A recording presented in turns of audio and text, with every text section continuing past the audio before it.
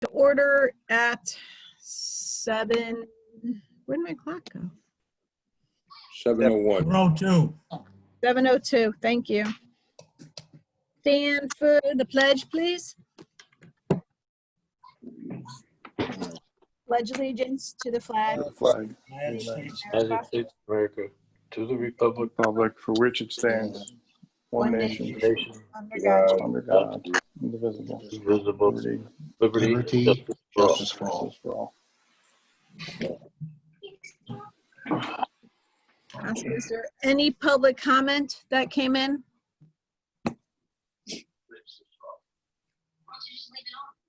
Rory, did any public comment come in? I did not see any. Okay, and there's no public on here. Okay. Can I have a motion to approve the minutes? Bill Stowe, a motion. Richard Demko, second. Okay, Bill Stowe, you first. Richard Demko, second. Thank you. Any discussions on it?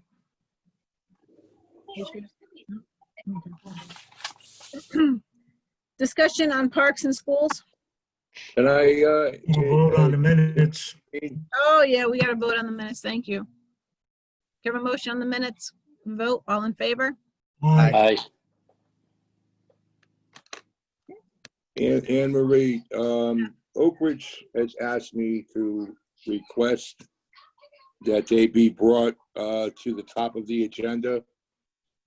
So maybe we can get them out of there and we could discuss what we have to discuss with them. Motion to go out of order on the agenda and move Oak Ridge to the top of the agenda and then return to our normal agenda.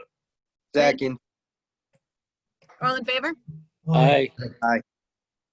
Okay, discussion with Oak Ridge representatives. Okay, hello, Mark, Geraldine. Who else is here for Oak Ridge? Just Good you evening. two? No Eric? Is Eric here? No, Eric, it's just Geraldine and myself. Okay. I didn't hear that. Just for the record, can you state your name and your position with the company so that Molly can enter it into the records, please? Mark O'Brien, I'm the sales and marketing manager for Oak Ridge. I'm Geraldine Celentano. I am the major accounts representative. Molly, did you get that? Okay, go ahead, Tony. I believe the three topics of discussion for you tonight that we have concerns with, and of course, anybody at the board could interrupt at any time, but we still have the lids, the concern or problems with the carts are being called in residents. We have quite a bit of complaints on that. We had concerns. I mean, we've gotten better for the last few weeks with incompletion of the routes. And a big one that we're really getting strong concerns about now, and I've sent numerous emails out, I did talk to Eric, was this 3:30 in the morning start time, or you guys are out there at 3:30 in the morning picking up carts when you have by contract to comply to the town ordinance, which is 6 a.m. Tony, if I could just interrupt for a minute. Absolutely. Okay, I'm actually the one, my name is Patrick Lombardi. I live on Derby Avenue in Seymour. Okay, for the last 5 weeks, my trash has been picked up at 3:30 in the morning. Okay, I have numerous evidence on my ring, and I've also taken some video. Okay, I am very disturbed about this. Okay, and you folks at Oak Ridge, you need to take corrective action. Mr. DePrimo sent Eric, okay, an email on September 4th requesting that he look into this matter, okay? Eric's response was, I will look into it when I get back to the office. That's the last we have heard of it. Folks, you've got a serious problem, okay? You are in violation of a town ordinance and you need to cease and desist from picking up before 6 o'clock in the morning. I can't make it any clearer than that. No, and I hear you loud and clear. G and I had a conference call with Eric about 5 o'clock this evening regarding those three things. What's that? Mark, Eric is on. I saw Eric join. Eric's on. I just saw him. He has a really bad connection. Yeah, I G, can't G, we understand it. can't hear you. Popped off, but Eric's on. Didn't make anything out at all. Yeah, I I heard can. it say Eric's on, but that's about it. Yeah, I don't. Does anybody see Eric on? I see Oh. Eric's iPhone. I do. Eric with a K, iPhone. Yeah, I Can you hear me? yeah, G, we can't. You're breaking up. Eric is on.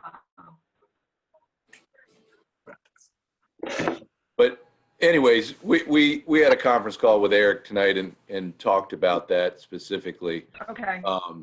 He has talked to the driver, and I was under the understanding that that wasn't going to happen anymore, the 3:30 in the morning.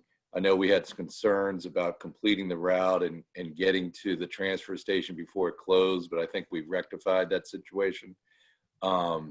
So you should not be seeing 3:30 in the morning. You know, when COVID struck, we did reach out to all our towns and municipalities and asked about some leniency with the noise ordinance, really trying to be proactive with potential drivers, laborers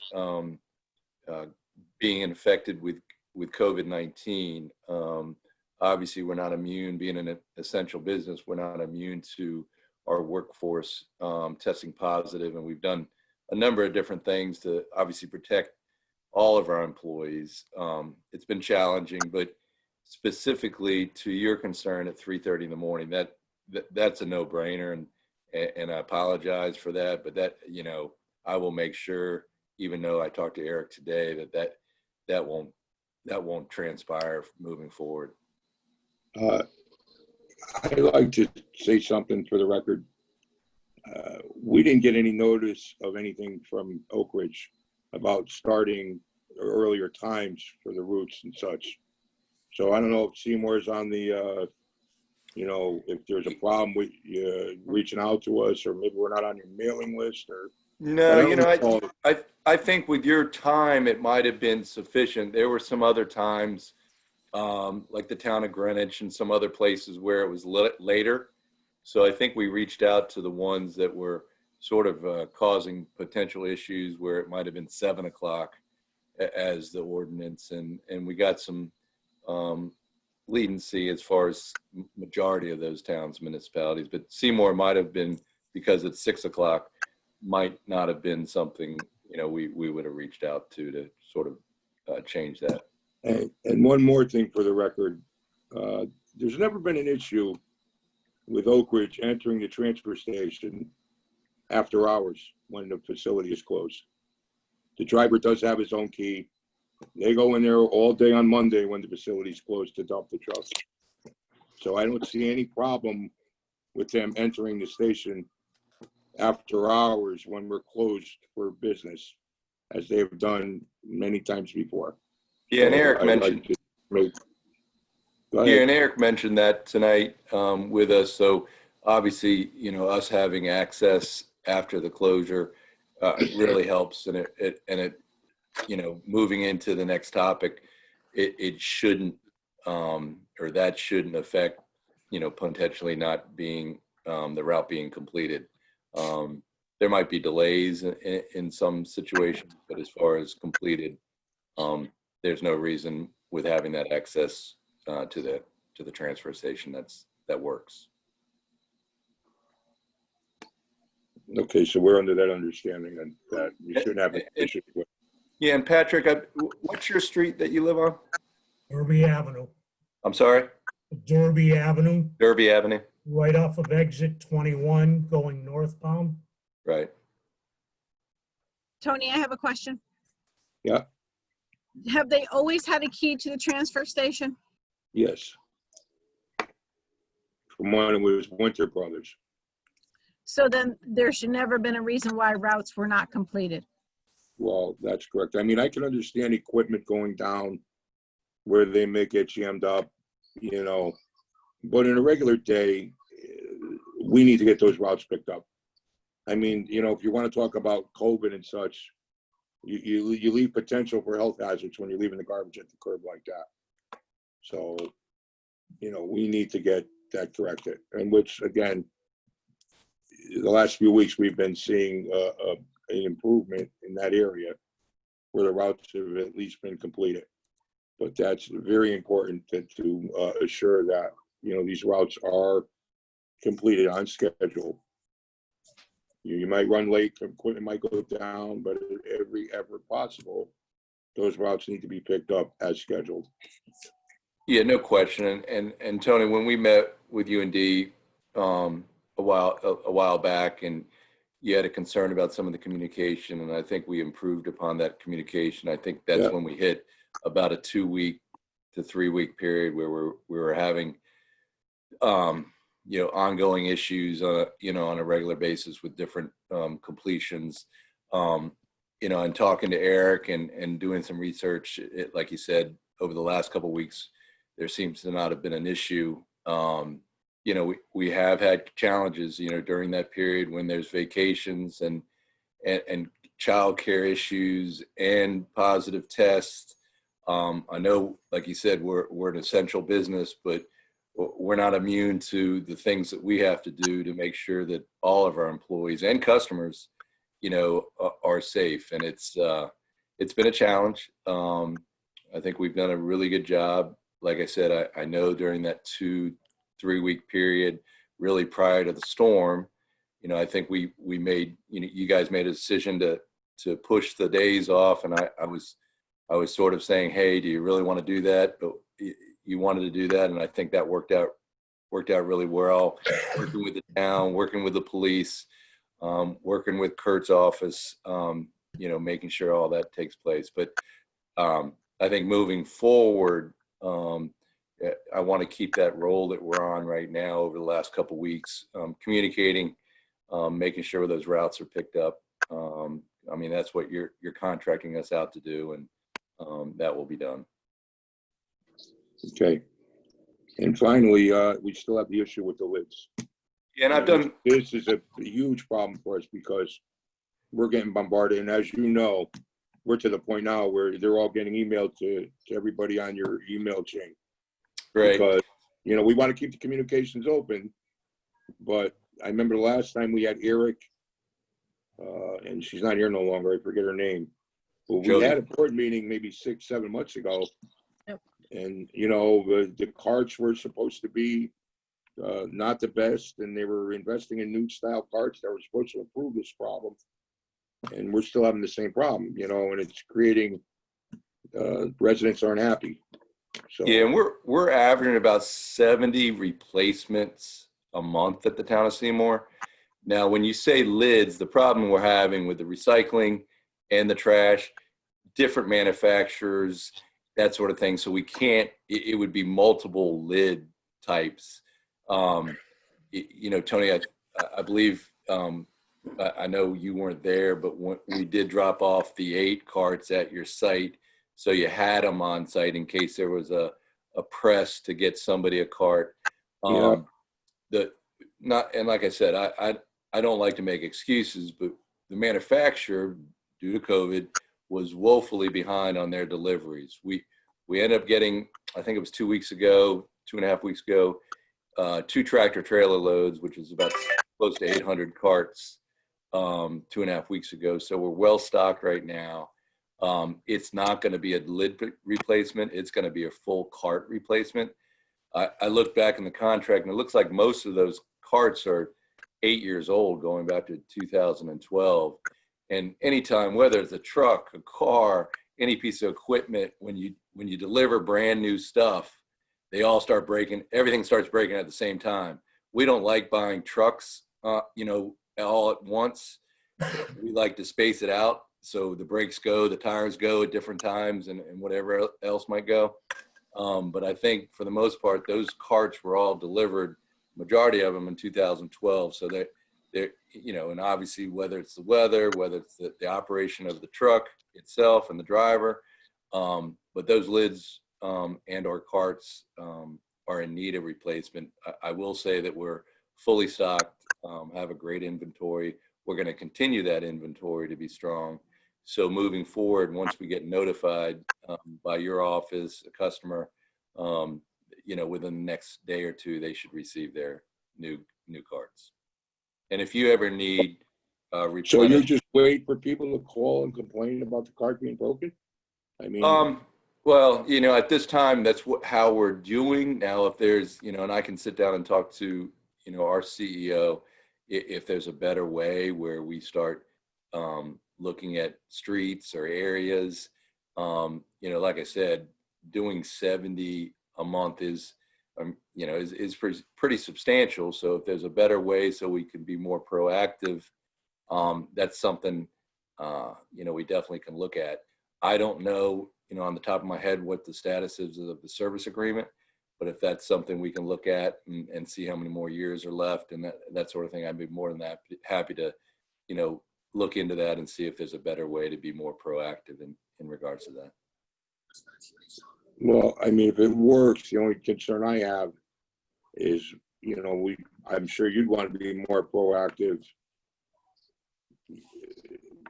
residents to be, they probably get a little agitated when the cart breaks, more so, to kind of be proactive to let them know that, if they have an interest, maybe the cart could be replaced out before they break.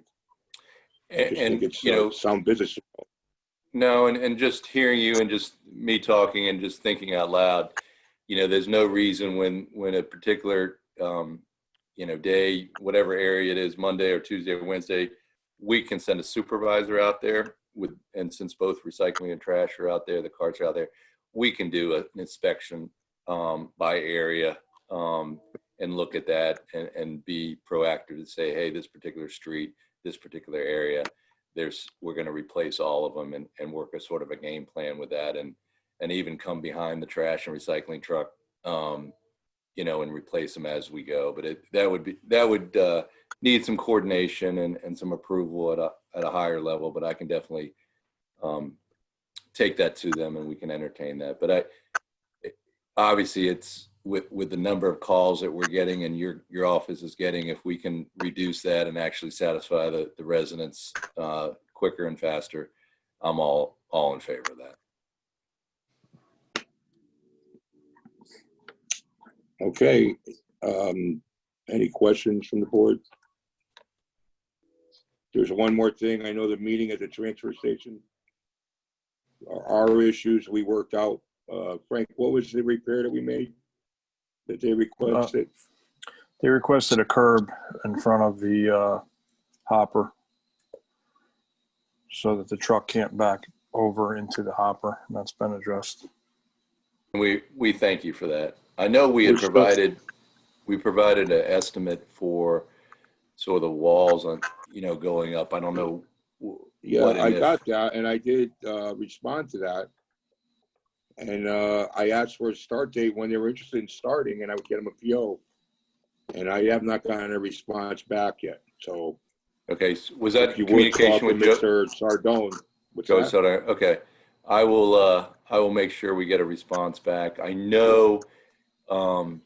I would think it would be in a couple weeks where we could actually start, working on that. I know when we first met out, or when we met out at the transfer station, we were probably a month out, 4 to 6 weeks out before being able to do that work.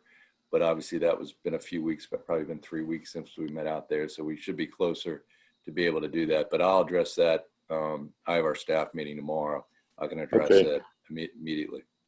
All right, just keep us posted, Well, I'll get the PO and we can move forward. The only other concern is we have not seen anything on our end in terms of preventative maintenance to that compactor. So I know you did say that you guys would clean around it. You would get the skid steer there. you know, and you would address that, and that being your responsibility to do that. Yeah, that's I'll find anything. out, because I know we needed to clean out from underneath there. I know we brought a third party person in that was sort of helpful to get it rectified. But as far as the actual maintenance and then the cleanup on our part, I'll check on that as well. Okay.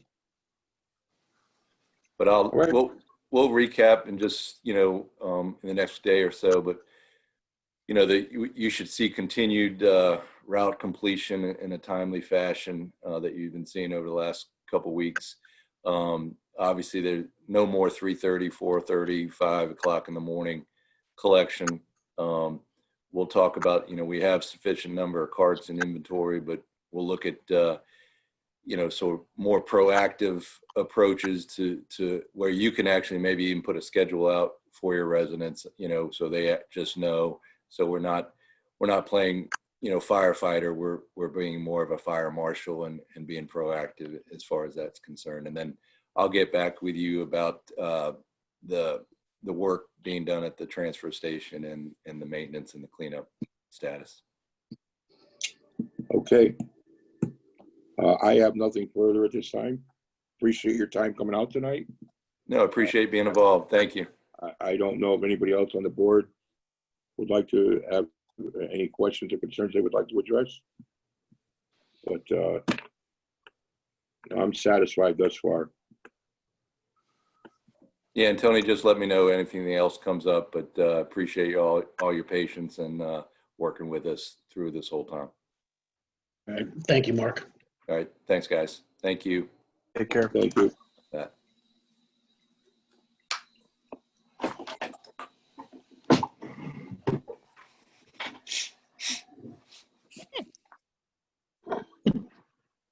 Back to our regularly scheduled program. Discussion on parks and schools. We're just doing our day-to-day. I mean, I think that's kind of slowing down. We're probably doing our final cuts of the year. And soon, probably within the next month, we'll be looking at our leaf pickup. So we're getting that equipment ready. And then obviously we'll be moving into winter ops, which we all know is always fun. But yeah, that's where we're at with the parks and the schools.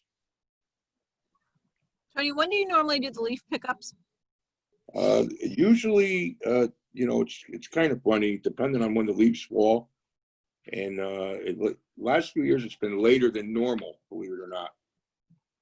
So I would say last week of November, first week of December type thing.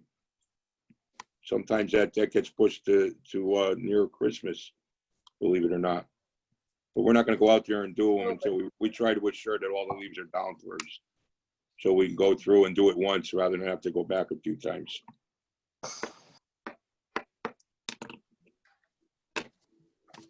Okie dokie. Any transfers? No, Yay. we addressed that last month. Financial update? Financial, we're pretty good. Still pretty early into the budget year. So there's really nothing of concern at this time. How did the storm hit us with the trees, the tree budget? Did I, yeah, that was not, Did it affect that budget at all? really, we didn't get hit. No, we did have some trees that were probably taken care of now. They may have been related to the storm, where they're hazardous and where they're hanging or limbs are hanging off them. But to be exact, you know, any trees that were storm related were probably on the ground, of which we cut up ourselves and took to the dump.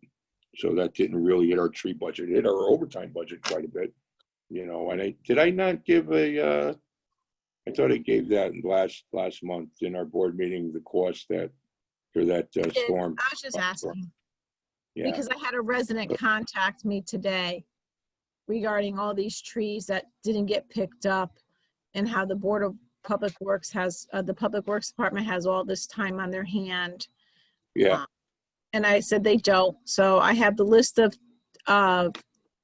streets that he was stating, because he states that because these limbs are piled on town property, it is now the responsibility of Public Works to remove them, even though they weren't there to begin with, residents just put them there. I'm going to give you a case example. I'm not going to mention an address, Yes. but you know, the email I got today, me, Frank, and Jordan, as we always do, we get into this meeting mode, and you know, and this is some of the problems we're having. And there was one case in point. It was an address, and you know, I'm not going to say where, but the guy was seen carrying old logs from his backyard to the curb post-storm, and they were old rotted logs that were nothing to do with the storm. But because the storm hit us, you know, now he wants us to pick all these logs up. Yep. You know, these are some of the problems we're having out there, that we cannot entertain that kind of work. It shouldn't be upon our responsibility to do it. You know, if we're going to entertain picking up brush at the curb, it's a very detailed project. It takes all our resources and then some, and our everyday work we won't be able to respond to that, of which all our progress in keeping the town clean goes to the wayside. You know, I mean, we don't have equipment, we don't have resources to do that big of a detail. We would be out there for months to do it. Let me ask a question, Tony. Yes. Is this the exception, or is this becoming the norm?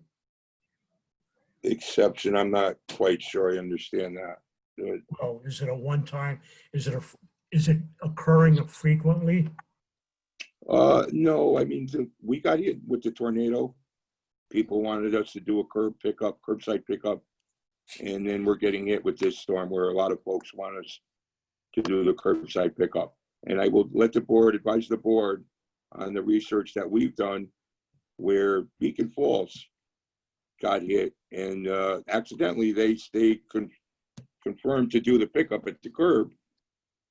And then they went to the Public Works folks, and the Public Works told them they didn't have the resources. It was too large a project. They couldn't handle it. They ended up putting it out to bid.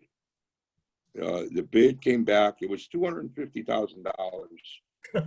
And the vendor took months to do it. So, you know, if it's town trees, by all means, we'll go out there and we'll clean them up. But we just cannot, with our resources and equipment, dedicate our staff to picking up curbside brush for every resident in the town. It would just, it's not feasible for us. So that's just my opinion, you know. Can I ask you a quick question? Yes. When the tree people do their work, where do they bring all those logs? Do they bring them to the town property down there? Yes. And look, we've even told the folks that, you know, bring it in. You bring it in. We're not going to charge vendors if they bring it in for residents. You know, we'll work with the residents in that respect.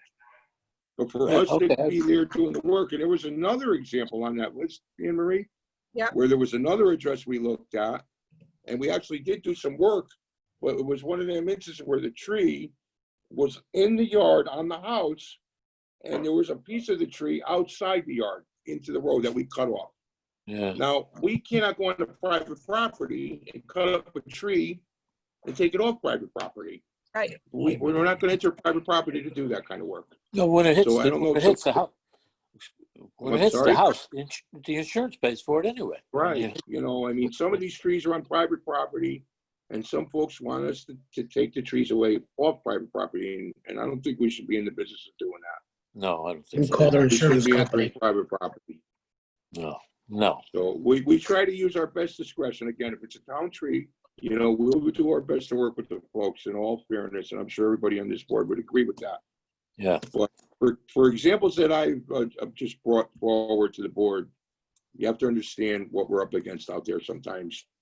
And we do our best to try to accommodate all the residents, but something like doing a curbside brush pickup is entirely a huge undertaking for this department. We don't have the resources or the equipment to do it if you want us to keep up with our day-to-day, which is keeping the town clean. It's just not going to happen. So if they want us to do that kind of a pickup, then we may as well shut everything else down, because that's the extent of it. That's where we would be if we had to do it. So it's a matter of pick and choose. So we'll shut everything else down, and we can pick up brush at the curb. And I don't think anybody wants that to happen. You know, the grass is growing, and Yeah, and if you did it for one, you're gonna do it. Everybody's gonna start doing it. right. Yeah. So we try to use our best discretion. We'll even go out there if there's a pile we see and it's on the side of the road, and we could say, you know, let's use our best discretion. That's probably a town tree. We'll grab it. You know, we try our best, and I hope the residents can understand that we just can't entertain to go on private property to pick up private trees off people's lawns and stuff of that nature, because we just can't do it. It's not feasible for us. And again, if you look at Beacon Falls, they just spent $250,000 because they accidentally said, yes, they'll do the pickup. 6 months later, they had to bring in an outside vendor because their public works couldn't do it. It's a huge undertaking of a job to do. Oh, sure. Yeah, especially with people dragging logs out of their backyard to put them out there for you. Right. You Right. don't want to get into that. And they're not even from the storm, you know, they're all rotted and they're sitting down there Yeah. in the backyard. Common So, sense. you know, that's an opportune time. Let's bring them out and we'll say it's from the storm. Right. And, you know, we've had our staff people witnessed it happen. So, you know, these could be some of the same people calling or complaining. That kind of stuff's really unfair to us, you know? So. Well, Tony, we know you and the crews are doing the best you can, and obviously you don't want to be doing anything to, jeopardize the town's liability and Correct. safety. Appreciate that. Thank you, Tony. Vehicle update. Well, I got good news. Last month we discussed our need for to refurbish the 2 snow plows.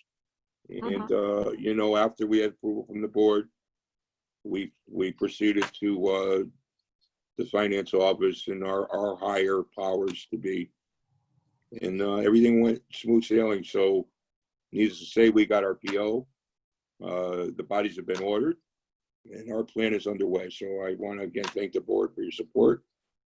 This is very important that we get these trucks done.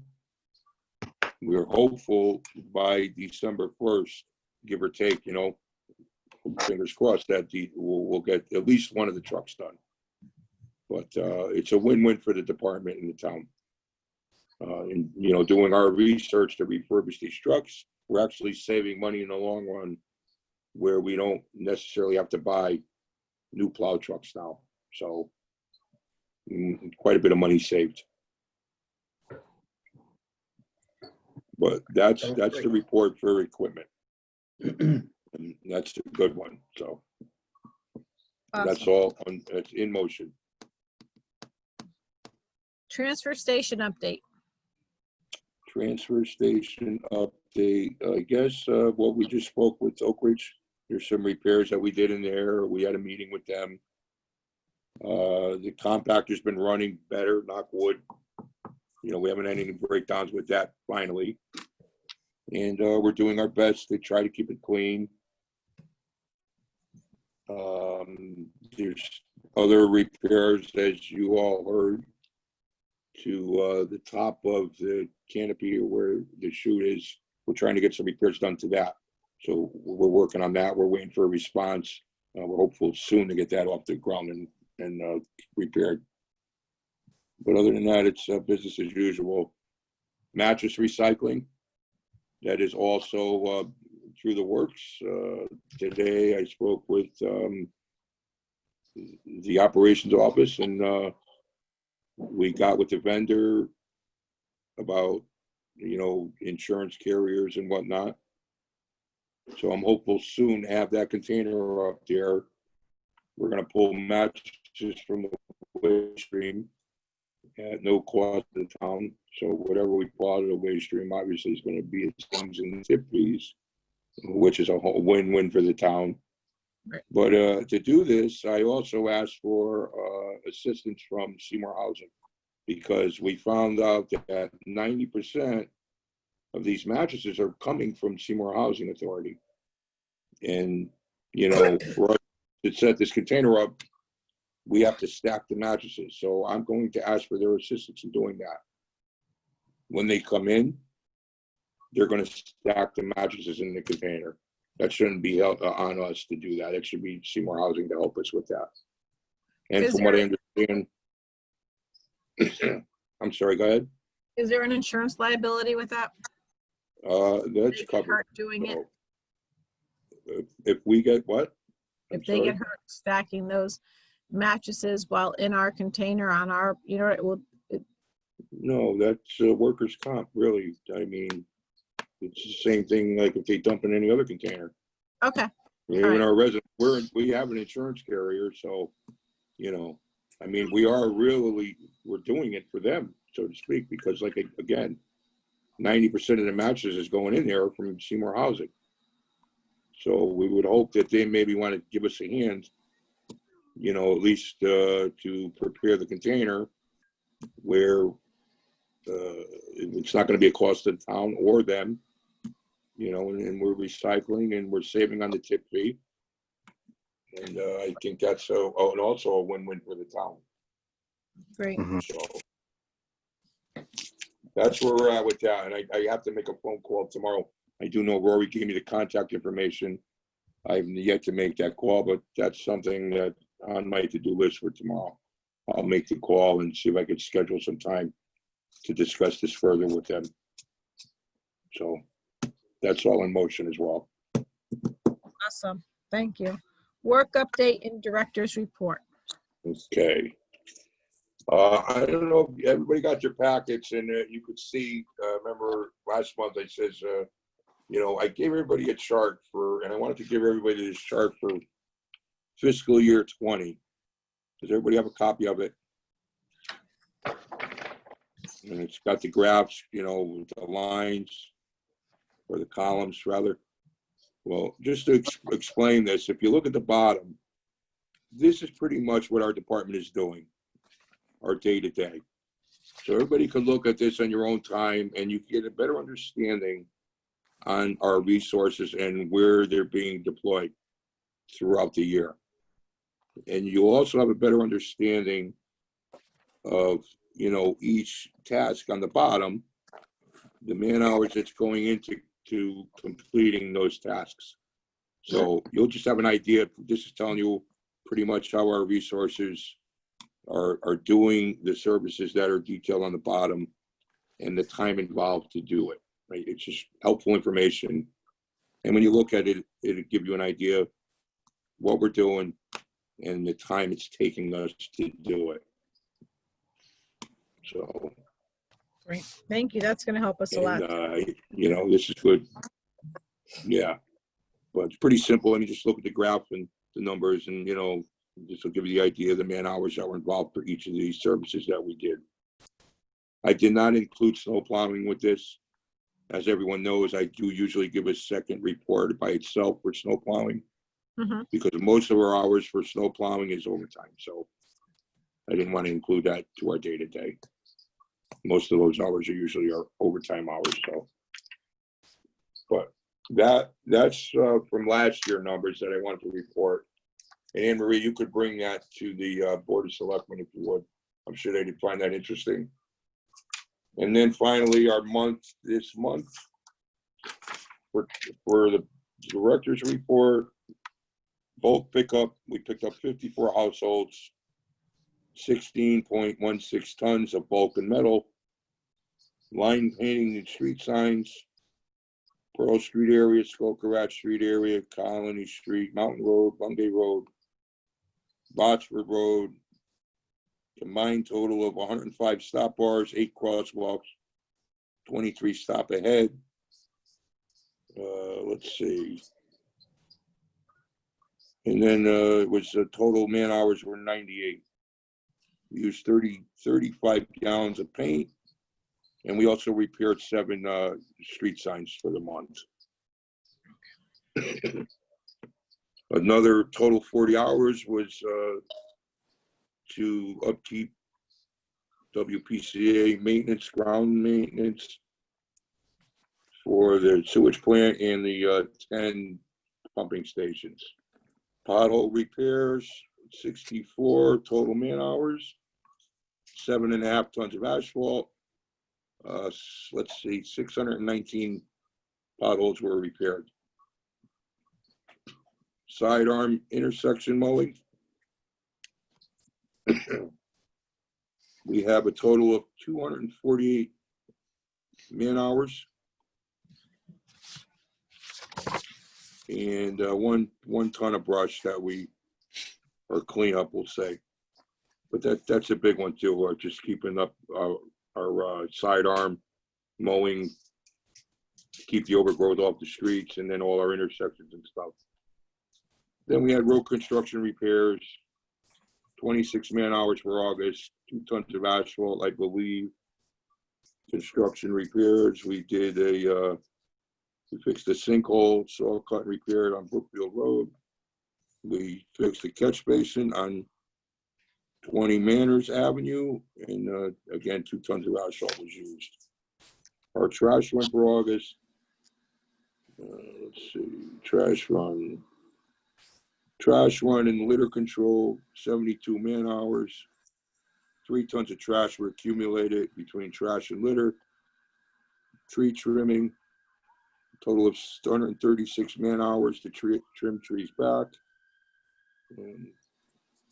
Trees were trimmed on Rocky Glen Community Center, PD, Scott Avenue, Davis Road, Swan Avenue, and Briarwood. Chipping more than 6 tons of brush for the month of August. Board of Ed, grounds maintenance, 264 man hours combined to upkeep the grounds of all the campuses and athletic fields. And finally, for the parks, 511 man hours combined to keep all the parks clean, manicured, and all the athletic fields dragged and lined and ready for play. And with that is my director's report for the month of August. Questions, concerns? No, thank you, Tony. Thank you for all the hard work, and thank you to the department leads for everything you guys do. Any other business? Frank, Jordan, did I leave anything out? I mean, I would, you know, you guys, sometimes I kind of think of things after the fact, and maybe I should have brought that up. So if you guys ever think that I've left something up, please feel free to bring it up, you know, and I don't think I did, but I just want to make sure that we cover everything. Yeah, I think that covers everything. Okay. No other business? I have a question. Shoot. Where are we with winter road material? I'm sorry, Pat, Winter road materials? we have a full shed right about now. Our shed is full. So, and we did, yeah, I already processed all that. We should be good for the year. Because who knows what 2020 is going to bring us. I know. I'm a nervous wreck myself. I told you guys, I burnt the snowman. I burnt. Whatever that snow, you better leave him. And the other ones are in the closet. I don't know. You know, when the storms are hitting, then maybe we kind of need the snowman back. But somebody's playing tricks on us, I can tell you that. Right. Because when it's not snowing, trees are falling on us. So I don't know which is worse. Rory, did we get any public comment in? Or Molly, any public comment in? No? Okay. With that, can I have a motion for an adjournment? So move. Second. Still? Okay. Motion by Pat. Second. by Bill Stowe. Meeting adjourned. Have a good evening, you. everyone. Be safe.